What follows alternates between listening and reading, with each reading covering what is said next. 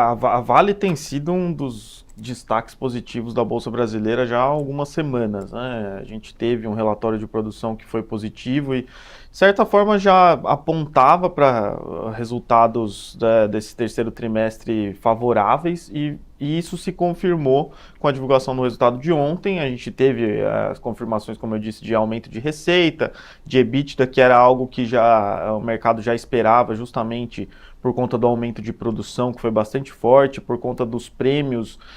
A companhia tem adotado uma estratégia de comercialização que tem favorecido os prêmios de negociação também.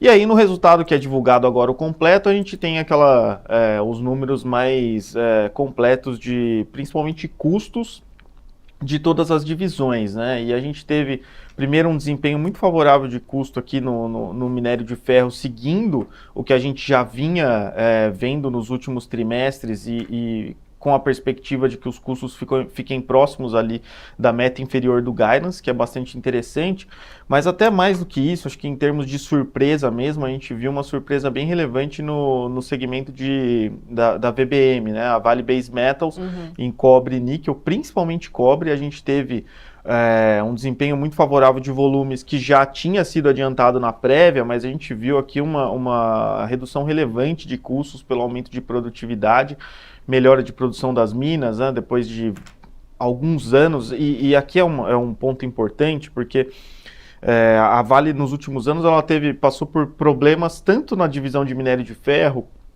Depois dos desastres que a gente teve, ela teve problema de produção, problema de licenciamento, mas a Vale Base Metals também, que é algo que é importante olhando para o futuro, hoje não tem uma relevância tão grande dentro do resultado, mas é algo que, olhando para o futuro, tem uma importância bastante grande, né? Pensando em carros elétricos, baterias e assim por diante. E essa divisão, a Vale Base Metals, ela vinha apresentando um desempenho muito ruim nos últimos anos, né? Produção muito abaixo das expectativas, custos muito elevados e assim por diante. E teve uma mudança relevante ali no board, na gestão, o CEO também da divisão foi trocado, e essa divisão de metais básicos, ela tem apresentado uma melhora, e esse trimestre foi bastante relevante, né? Se a gente olhar, o EBITDA aumentou mais de 20% ali. Não, o EBITDA aumentou, assim, mais do que dobrou, né? A receita aumentou mais do que 20%. O guidance, a companhia aproveitou para reduzir o guidance ali em 500 dólares por tonelada para cobre, né, que é uma redução relevante. Então, tudo isso apontando para uma melhora maior do que o mercado estava esperando na Vale Base Metals, que, se a gente olhar aqui, né, em termos de múltiplos, a gente pega uma empresa que é puramente de minério de ferro, ela vai negociar ali por 5 vezes o valor da firma EBITDA. Se a gente pega uma empresa de cobre, esse múltiplo sobe para 8, 9 vezes. Então isso mostra que, se a Vale conseguir acertar a mão nessa divisão, a gente pode ver esse múltiplo da Vale, que hoje está em 4 vezes, ele caminhar, lógico, vai ficar ainda longe dos 9, porque a grande parcela ainda vai ser minério de ferro, mas isso ajuda a Vale a galgar múltiplos melhores de mercado. Então, acho que esse desempenho positivo hoje, ele é uma combinação de todos esses fatores, né? Tem a questão da melhor produção, dos melhores preços também, e também essa melhor perspectiva no segmento da Vale Base Metals, né? Isso realmente, quando você fala aí, justamente nessa perspectiva, e faz com que Vale, então, esteja entre as maiores altas hoje. E, Rui, claro, não posso deixar de perguntar sobre dividendos, obviamente, né? A gente, quando fala aqui de Vale, fala de dividendos. E justamente, né, queria que você comentasse um pouco esse resultado melhor, né, esses bom resultado de Vale. Pode trazer dividendos maiores, dividendos extraordinários? Como é que você está analisando nessa questão, né, de retorno ao acionista mesmo?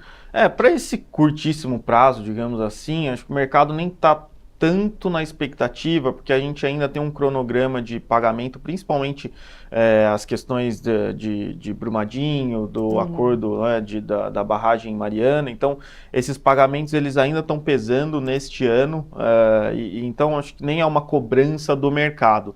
Mas essa melhora de resultados que a gente viu, inclusive o fluxo de caixa melhorou bastante antes dessas obrigações, né, que eu falei, ele melhorou bastante, melhorou 1 bilhão aí, revertendo até uma queima de caixa que a gente teve no trimestre anterior.